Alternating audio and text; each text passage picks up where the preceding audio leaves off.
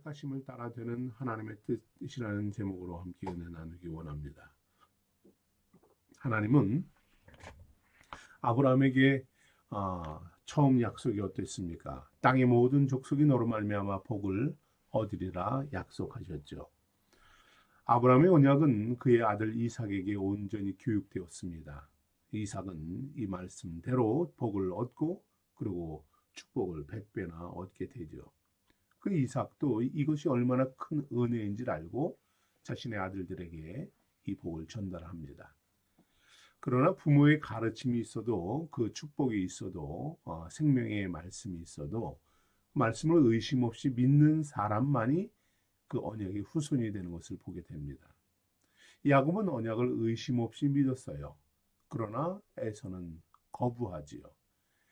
야곱의 조건과 상황은 에서에 비하면 매우 열악한 상태였습니다. 아버지 이삭의 축복은 장자를 향해 있었습니다. 때가 되면 에서에게 자신의 모든 권한과 축복을 주겠노라 라는 이 다짐 결단을 가지고 살아가는 사람이 이삭이었죠. 육체적으로도 에서에 비해서 매우 나약하고 약했습니다. 이런 야곱이 생각해낸 것이 무엇입니까? 그의 형 에서에게서 장자권을 팥죽으로 사는 것이었습니다. 그리고 아버지를 속여서 축복을 받아내는 것이었어요. 물론 이런 방법은 지극히 인간적인 행위로 부도덕하고 신앙에 또한 덕이 되지 못하는 그런 행동입니다. 그러나 방법이 잘못되었지만 하나님의 축복을 사모하는 그의 열정은 누구보다 뒤지지 않았습니다. 하나님과 아브라함이 맺었던 언약, 그리고 아버지 이삭이 누렸던 그 언약의 복을 자신도 누리고자 하는 이 열정은 참 대단했죠. 그는 목적한 대로 뜻을 이루었습니다. 가족과 형에게 미움이 되어 도망자로 살게 되었지만 무엇보다 놀라운 것은 그런 그와 하나님은 함께 하셨다는 것입니다. 그런 비겁한 자를 하나님이 선하게 인도하셨고 그를 도우셨고 그를 복의 사람으로 만들어 주셨다는데 무엇보다 중요한 핵심이 있습니다. 오늘 이삭은 이러한 야곱이 자신을 속이고 하나님의 축복을 가르치는 사실을 알게 됩니다. 그러나 그 속에서 이삭도 무엇을 깨닫습니까? 하나님의 섭리를 깨닫게 되었던 것이죠. 여러분, 우리도 야곱처럼 때로는 연약함과 부도덕함과 비겁함과 말씀을 온전히 실행하지 못하는 그런 모습이 있을지라도 그러나 하나님을 사랑하는 여러분을, 하나님과 동행하고자 애쓰는 여러분을 하나님 앞에 기도하며 묵상하며 신실히 살고자 애쓰는 여러분과 함께 하신다는 사실, 여러분 이것을 잊지 마십시오. 우리를 여러분을 선한 길로 인도하시고 하나님의 뜻하신 길을, 그 섭리를 이루어 가신다는 사실을 믿음으로 나아가시기 바랍니다. 이 비겁한 야곱을 통해 하나님의 섭리를 깨달은 이삭은 하나님께서 자신의 자녀를 통해 계획하시고 뜻하신 목적을 그대로 성취해 가신다는 사실을 드디어 인정하게 됩니다. 그리고 이삭은 이제 진심을 다해서 야곱이 가는 길을 축복합니다. 하나님의 언약의 성취를 개척해 나가게 하지요. 그렇습니다. 하나님의 복을 받는 자는 에서가 아니라 야곱이라는 사실을 인정하고 자신의 잘못으로 시작된 이 가족의 이 분열에 대한 회복을, 축복을 기원하는 것을 말씀을 통해 보게 됩니다. 이것이 이삭의 멋진 인격이며 성숙한 신앙의 자세라고 봅니다. 인간적인 생각으로 처음 잘못을 했어요. 그러나 그것을 깨닫습니다. 그것을 깨닫자마자 불순종을 인정하고 말씀대로 바로 잡으려고 최선을 다합니다. 야곱의 거짓을 책망하고 저주하는 것이 아니라 하나님의 뜻을 분별하게 되었을 때에 핑계대고 변명하지 않고 하나님 앞에 그 섭리에 순응하며 하나님이 원하시는 일이 무엇인지를 그는 즉시 실천하게 돼요. 무엇입니까? 하나님께서 아브라함의 언약대로 자신에게 주신 축복을 야곱에게 온전히 전달하는 것입니다. 비로소 이삭은 하나님의 언약대로 야곱을 축복합니다. 그리고 자신의 모든 사명과 소임을 감당하게 되죠. 이후로 이삭은 180세의 나이로 죽기까지 대략 50년 가까이를 더 삽니다. 그런데 그의 죽음 외에는 더 이상 이제 성경에 그가 등장하지 않습니다.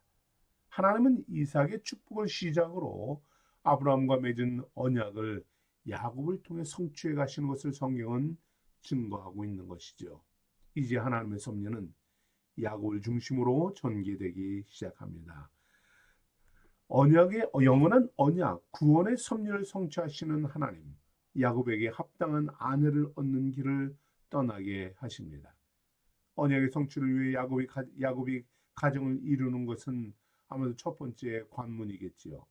하나님께서 아브라함에게 하늘을 우러러 무뼈를 셀 수 있나 보라, 그에게 이르되 내 자손이 이와 같으리라 라는 이 약속의 말씀을 성취하시기 위해서 야곱을 보내십니다. 합당한 배필로 이끌어 주십니다. 오늘 본문은 야곱이 이루게 될 이 가정 그 결혼에 대해서 말씀하고 있어요. 이삭은 야곱의 이루어야 될 가정에 대해서 첫 번째 조건을 이렇게 제시합니다. 가나안 여인은 불가하다라는 사실입니다. 하나님의 언약의 가정을 이루고 언약의 복을 이루어야 되는 사람은 가나안 여인을 얻어서는 안 된다라는 사실이죠. 리브가는 이삭에게 야곱의 아내가 가나안 딸이 되면 안 된다는 것을 주장해요. 리브가가 에서가 야곱을 죽이려고 하기 때문에 야곱을 살리기 위한 고육지책으로 이야기합니다. 그러나 그 또한 역시 지극히 성경적인 방법입니다. 가나안은 어떤 곳인가요? 노아는 홍수 심판 이후에 자녀들을 위해 축복 기도를 합니다. 하지만 가나안에 대해서는 무서운 심판을 합니다. 가나안은 저주를 받아 그의 형제들의 종이 되기를 원하노라. 가나안은 셈의 종이 되기를 선언합니다. 당시 가나안 백성들은 영적으로 저주받은 백성들이에요. 가나안의 문화는 수상 숭배를 위해 성적으로 타락하고 육체적 쾌락을 탐닉하는 죄가 가득한 땅이었습니다. 세상의 문화와 문명은 발달하고 삶은 화려할지라도 그들은 영적으로 하나님을 등지고 살아가는 족속들이었던 것입니다. 가나안의 타락을 상징적으로 보여준 곳이 어디입니까? 소돔과 고모라지요. 가나안도 이해 못지않은 성적으로 타락하고 육체적, 정신적 부패가 만연한 곳이었습니다.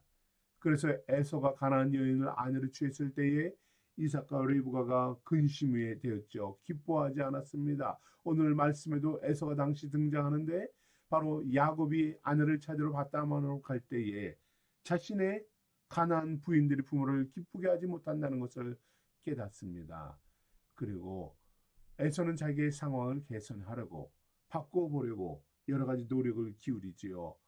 아마도 하나님의 언약의 복을 회복하고 부모님의 사랑의 마음을 돌이키기 위한 간절한 마음이었을 것입니다.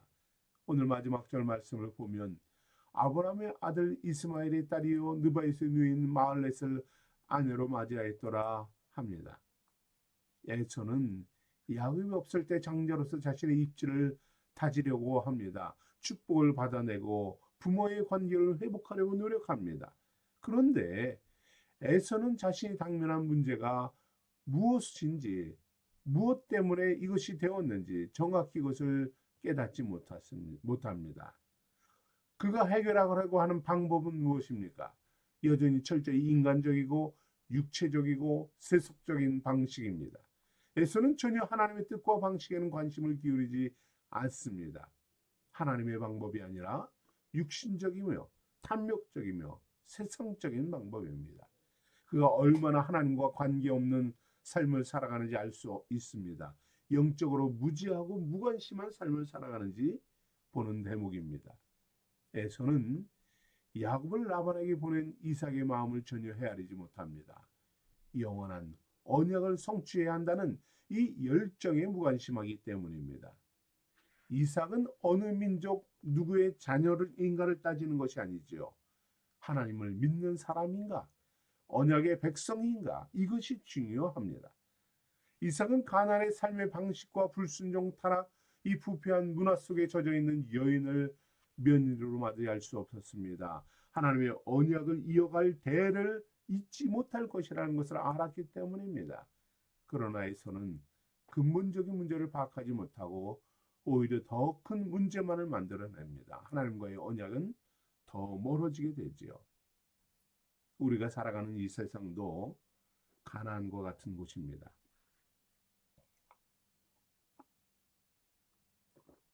많은 사람들은 가나안의 문화와 가치관에 젖어서 살아갑니다.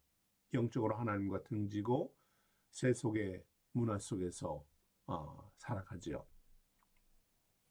삶의 쾌락이 목적이며 풍요로움이 목적인 사람들입니다. 강한 사람이 지배하고 살아남는 약육강식의 방식이 그들의 삶에 가장 유용한 삶의 방법, 원칙이 되었습니다.